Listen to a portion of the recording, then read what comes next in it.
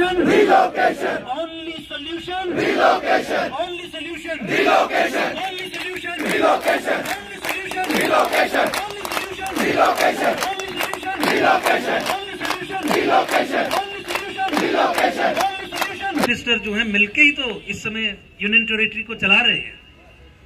तो बहुत दुर्भाग्य की बात है कि आज जम्मू कश्मीर में 1990 के दशक से जो एक सिलसिला, एक जेनोसाइडल सिलसिला शुरू हुआ था, वो निरंतर चला आ रहा है।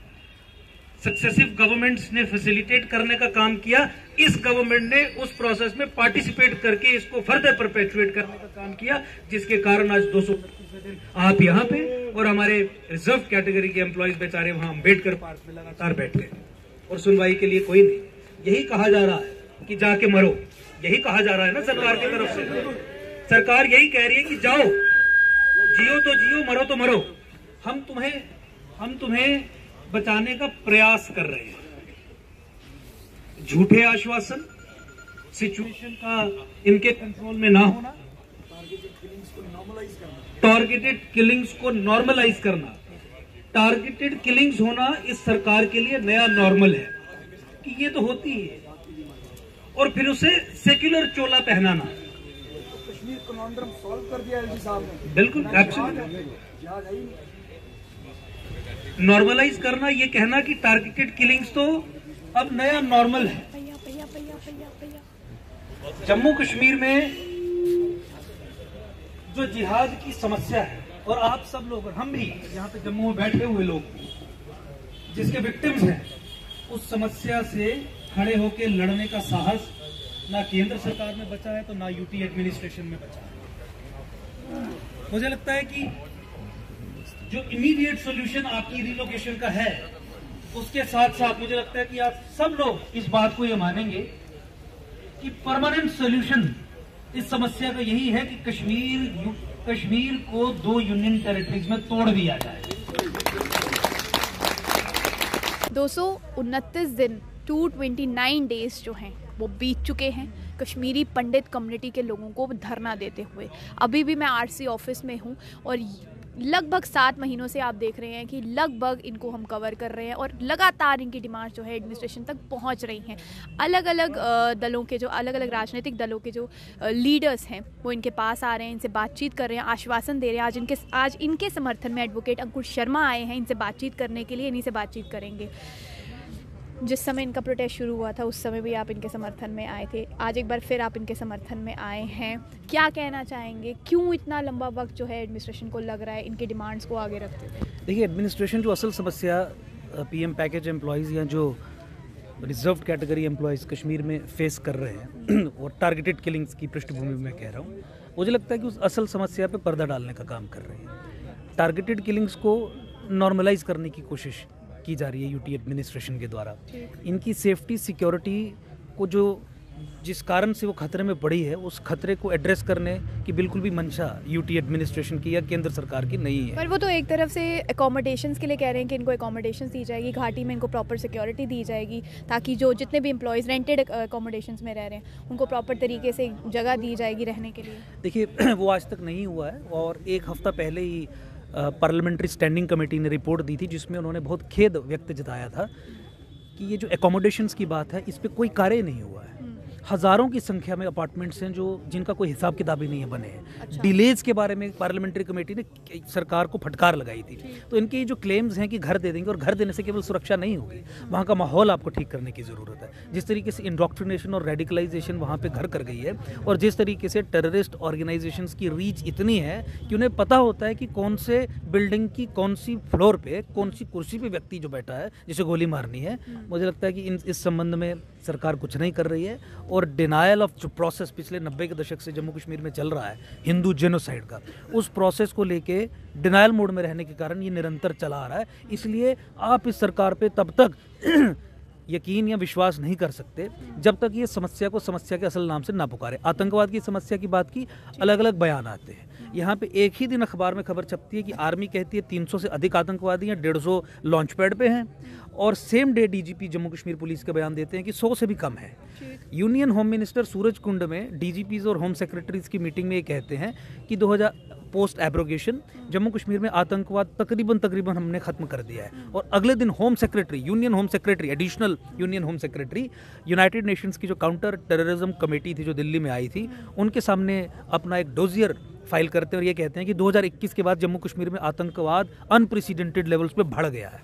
अच्छा, तो देखिए ये कॉन्ट्रडिक्शंस नहीं है, बल्कि ये झूठ बोलना है। आपने अभी थोड़ी देर पहले इन लोगों को संबोधित करते हुए कहा कि होम मिनिस्टर तक आपकी बात पहुंच रही है, प्राइम मिनिस्टर तक को आपकी बात पता है, फिर वजह क्या है कि अभी तक एलजी एडमिनिस्ट्रेशन उल्टा जो है इनके लिए जो है वो ये कहा जा रहा है कि घर बैठे इनको सैलरीज नहीं मिलेंगी, इनको बायोमेट्रिक अटेंडेंस देनी पड़ेगी, काम करना पड़ेगा। आप कहाँ वो, मतलब जब इतने बड़े पद पे बैठे हुए लोग जब ये बात कह रहे हैं कि इनकी डिमांड्स जो हैं वो जेन्युइन है, उन तक पहुँच रही हैं, तो फिर कहाँ छूट, मतलब कमी कहाँ छूट? नहीं, मैंने रिस्पॉन्सिबल ठहराया प्राइम मिनिस्टर को और होम मिनिस्टर को। मैंने अपनी स्पीच में ये कहा कि एलजी आइसोलेशन में काम नहीं कर रहे हैं और यूटी एडमिनिस्ट्रेशन जो है वो होम मिनिस्टर और प्राइम मिनिस्टर डायरेक्टली उसे मॉनिटर करते हैं। होम मिनिस्ट्री तो यानी उन्हें पता ही है, वो रिस्पॉन्सिबल हैं इन परिस्थितियों के लिए, वो रिस्पॉन्सिबल है। मैंने उनकी रिस्पॉन्सिबिलिटी आज फिक्स करने की कोशिश की कि आप केवल एलजी के गले में घंटा मत बांधिए। अच्छा, home minister is equally responsible and the prime minister of the country is also equally responsible जो इन लोगों की प्लाइट है। और उसका मुख्य कारण ये है कि जगह जगह पे जाके झूठ बोलते हैं जम्मू कश्मीर में जिहाद और आतंक की समस्या को लेके। आज तक हिंदू नरसंहार को लेके डिनायल मोड में रहते हैं, नहीं मानते हैं कि 1990 के दशक से जो शुरू हुआ था वो हिंदू नरसंहार था। टारगेटेड किलिंग्स को सेक्युलराइज करने की कोशिश करते हैं। ये कहते हैं कि अगर हिंदू मरा तो मुसलमान भी तो मरा। ये नहीं बताते कि हिंदू इसलिए मरा क्योंकि वो हिंदू था, और ये नहीं बताते कि मुसलमान इसलिए मरा कि हो सकता है वो आपस का उनका कोई गद्दार हो, कोई डिसएग्रीमेंट हो, आपसी कोई समस्या हो। टारगेट का आधार धर्म है जम्मू कश्मीर में, और धर्म है गैर मुसलमान। अगर आप गैर मुसलमान हो then you are a target in Kashmir. और निरंतर वो 90 के दशक से चला आ रहा है। जिहाद की समस्या जो है वो एक व्यापक रूप जम्मू कश्मीर में ले चुकी है, और इस सब समस्या को कवर करने का काम, इसे नॉर्मलाइज करने का काम, इस संबंध में झूठ बोलने का काम हमारी एडमिनिस्ट्रेशन करती है, हमारी स्टेट करती है। State of India as a political entity in whole वो करती है। और आज देखिए 229th डे ये लोग क्या मांग रहे हैं? ये लोग सुरक्षा मांग रहे हैं, और वहाँ से क्या बयान आता है कि तुम्हें तनख्वाह नहीं दूंगा। जैसे इन्होंने बहुत बढ़िया कहा कि ये डीडीओ के लेवल की बात है, तनख्वाह की बात डीडीओ करेगा, जो एक गैजेटेड अधिकारी है, बहुत छोटे दर्जे का इन कंपैरिजन टू एलजी या होम मिनिस्टर अधिकारी है। आप उस लेवल पे स्टूप डाउन कर रहे हैं, आप अपनी रिस्पॉन्सिबिलिटी से अपना पल्ला झाड़ने की कोशिश करते हैं। आपने आज तक जम्मू कश्मीर में अल्पसंख्यक को अल्पसंख्यक का दर्जा नहीं दिया। आप ही जानते हैं सुप्रीम कोर्ट में स्वयं ही 2 साल लड़ा और साबित किया वहाँ पे कि जम्मू कश्मीर में मुसलमान बहुसंख्यक है और गैर मुसलमान अल्पसंख्यक है। जो एडमिनिस्ट्रेशन, जो सरकार अल्पसंख्यक समाज को दर्जा और अल्पसंख्यक समाज के लिए आने वाली स्कीम्स का बेनिफिट ना दे सके, वो उनकी सुरक्षा की क्या गारंटी उठाए? यानी किसी भी मतलब किसी भी दशा में जो है इनकी सिक्योरिटी पॉसिबल नहीं है घाटी में, ऐसा आप मानते हैं? मैंने अपनी स्पीच में भी कहा कि 1990 में रलीफ सलीफ गलिफ जो एक जेनोसाइडल स्टेटमेंट थी वो आतंकियों और जिहादियों ने दी थी। आज ये सैलरी वाली और जो पूरा कंडक्ट ओवरऑल इस आप इनके कंडक्ट को देखेंगे तो आज बीजेपी सरकार, केंद्र सरकार आज हिंदुओं को जम्मू कश्मीर में कह रही है रलीफ सलीफ गलिफ, जाओ वहाँ पे और मरो वहाँ पे, और अगर मरने से बचना चाहते हो तो घुल मिल जाओ। पर उन्हीं भाजपा के बड़े बड़े लीडर्स ने इनको आश्वासन दिया है कि आपकी रिलोकेशन पर सोचा जाएगा, आपकी भाजपा के बड़े बड़े लीडर्स के साथ बातचीत करवाई जाएगी। रिसेंटली अभी बहुत बड़ा प्रदर्शन हुआ भाजपा के दफ्तर कार्यालय के बाद, वहाँ पर इनको आश्वासन दिया गया। जितने भी आश्वासन हैं आज तक झूठ पाए गए हैं।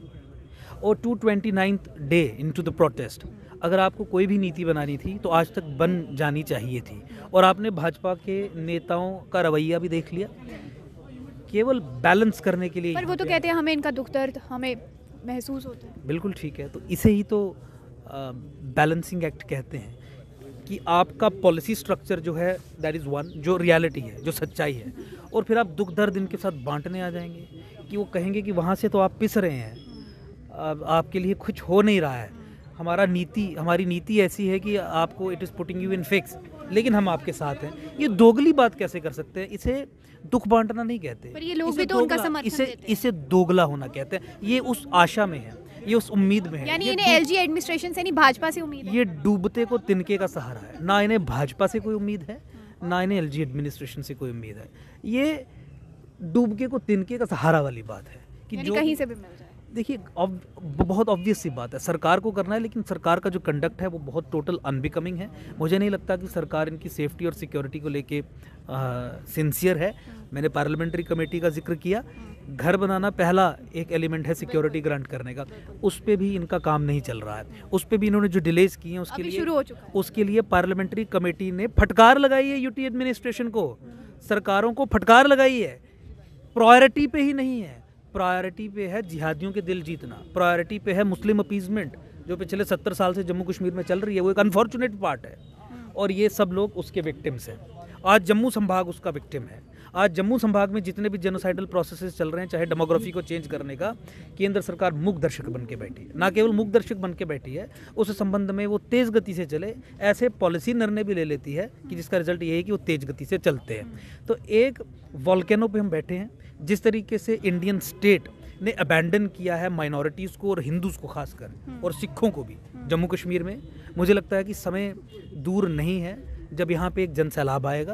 और मुझे लगता है कि एक मूवमेंट, जिस मूवमेंट में हम रीऑर्गेनाइजेशन डिमांड कर रहे हैं जम्मू कश्मीर की, ताकि कश्मीरी हिंदुओं की समस्या का भी निवारण हो सके, जो रिजर्व कैटेगरी एम्प्लॉयज़ कश्मीर में अपनी सेवाएं दे रहे हैं उनकी समस्या का भी निवारण हो सके, और जम्मू एज अ होल उसकी समस्या का भी निवारण हो सके, वो इसी रीऑर्गेनाइजेशन से हो पाएगा। और रीऑर्गेनाइजेशन से मेरा क्या मतलब है कि जम्मू कश्मीर का पुनर्गठन किया जाए, जम्मू को एक सेपरेट फुल फ्लेज्ड स्टेट बनाया जाए। जम्मू संभाग के जो 10 जिले हैं उन्हें कश्मीर जिहाद ग्रिप्ड और टेररिस्ट इन्फेक्टेड कश्मीर से अलग किया जाए, और कश्मीर में जो जिहाद का और जो फोर्स्ड इस्लामाइजेशन का प्रोसेस अनलीश हुआ है उसे रिवर्स करने के लिए कश्मीर को 2 हिस्सों में तोड़ा जाए, 2 यूनियन टेरिटरीज में तोड़ा जाए। क्या उससे इनका मसला हल हो जाए? मैं बताता हूँ, एक यूनियन टेरिटरी एक्सक्लूसिवली उन हिंदुओं के लिए या उन विक्टिम्स ऑफ जेनोसाइड।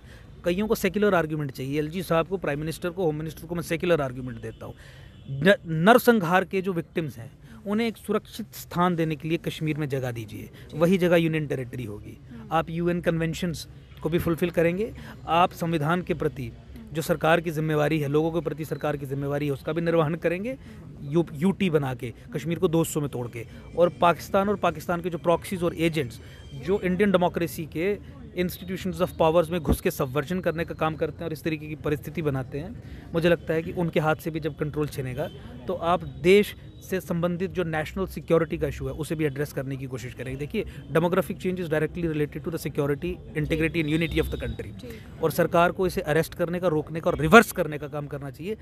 आज अनफॉर्चुनेटली सरकार इसे फैसिलिटेट करने का काम कर रही है। आखिर में यही पूछना चाहूँगी कि आज आप इनके समर्थन में आए हैं, इनकी बात आगे कहाँ तक लेकर जाएंगे ताकि इनकी ये जो रीलोकेशन की डिमांड है ये एडमिनिस्ट्रेशन तक पहुँचे? मैं एडमिनिस्ट्रेशन बहरी है, ना मैं एडमिनिस्ट्रेशन ना मैं सरकार तक इन लोगों की डिमांड लेके जाऊंगा, क्योंकि सरकार परपेट्रेटर है। सरकार रिस्पॉन्सिबल है इन कत्लों का, टारगेटेड किलिंग्स के लिए अगर कोई एंटिटी रिस्पॉन्सिबल है after Pakistan, that is the state of India which is responsible. ये लोग तो विक्टिम्स हैं। Denial of this actual problem by the state of India and unleashing of that, ये जो आतंकी हमले करना एक्सेट्रा सारी चीज़ें by the state of Pakistan, तो ये पूरे देश को इन लोगों की बात बताने का जिम्मा हमने लिया है। पूरे जम्मू संभाग के लोगों को इन लोगों के समर्थन में मोबिलाइज़ करना, जो हम शुरू से कर रहे हैं, और अब देश में भी, क्योंकि देश में भी हमें मौका मिलता है देश में भी ऐसे व्यक्तियों से मिलने का जिनका राष्ट्रीय स्तर पे प्रभाव है, जो सत्ता से जुड़े हुए नहीं हैं, जो सनातन को बचाने के लिए, सभ्यता को बचाने के लिए, राष्ट्र में विश्वास रखने वाले बड़े बड़े लोग हैं। वहाँ तक देयर आर सर्टन प्लान्स। अभी आने वाले दिनों में बहुत सारी मीटिंग्स हैं, ये सब कंपाइलेशन करके हमारे अभी जनवरी शुरुआत में ही कुछ बाहर टूर्स होंगे। मुझे लगता है कि पूरे देश को मोबिलाइज़ करना, कश्मीरी हिंदुओं की, जम्मू के हिंदुओं की, रिजर्व कैटेगरी एम्प्लॉयज़ जो एससी समाज के हमारे लोग हैं, उनकी दशा को पूरे देश को बताना, ताकि पूरे देश का समर्थन हमारे साथ आ सके। उससे इनकी रिलोकेशन का कैसे आप करेंगे? उसी से दबाव बनेगा ना, एक तो दबाव बनेगा। जब पूरा देश इनके समर्थन में आएगा तो सरकार भी अपने घुटने टेकेगी। मैंने कहा कि सरकार इस समय धोखाधड़ी करने का काम कर रही है। अच्छा। सरकार रिलोकेशन के लिए इमीडिएट स्टेप्स उठा सकती है, नहीं कर रही है। सरकार को कुछ दबाव चाहिए, तो वो मास मोबिलाइजेशन के अलावा नहीं हो सकता। आज ये लोग 229th डे है, यहाँ पे बैठे हैं, सरकार के कान पे जू तक नहीं रेंग रही है। मुझे लगता है कि जब पूरे देश से सरकार पे कोई दबाव बनेगा, या फिर इस सरकार को उखाड़ के फेंकने का निर्णय जब इस देश के लोग ले लेंगे इन लोगों की परिस्थिति समझ के, उसके बाद समस्या का निवारण डेफिनेटली होगा। तो आपने सुनिए कि एडवोकेट अंकुश शर्मा का यही कहना है कि एडमिनिस्ट्रेशन बहरी हो चुकी है, गूंगी हो चुकी है, टोटली नज़रअंदाज कर रही है कश्मीरी पंडित कम्युनिटी के लोगों के दुख को, उनके दर्द को। उम्मीद यही लगाकर बैठे हैं कि आने वाले टाइम में एक बहुत बड़ा जन सैलाब जो है वो इकट्ठा किया जाएगा, वो एक बढ़ेगा और ऑल ओवर इंडिया में, ऑल ओवर हिंदुस्तान में एक जो है इनके लिए एक समर्थन देखने को मिलेगा। शायद तब जाकर एलजी एडमिनिस्ट्रेशन जो है सीरियस होगी इन लोगों की डिमांड्स को लेकर, इन लोगों की रीलोकेशन को लेकर और इनकी जो डिमांड है सैलरी को लेकर उसके ऊपर। अब देखना यही है कि आश्वासन तो इनको मिल रहे हैं, इनको मीटिंग्स के लिए तो बुलाया जा रहा है, आखिर कब तक जो है यही सिलसिला चलता रहेगा और इसके बाद जो है इसके बाद कब जाकर इनकी जो डिमांड है वो वाकई में एलजी एडमिनिस्ट्रेशन के कान तक पहुँचेगी। अभी भी पहुँच रही है लेकिन अभी फ़िलहाल उस लेवल तक नहीं पहुंच रही है जिस लेवल तक पहुंचनी चाहिए। आने वाले समय में कब तक एलजी एडमिनिस्ट्रेशन इनको लेकर, इनकी डिमांड को लेकर सीरियस होती है, ये देखने को मिलेगा।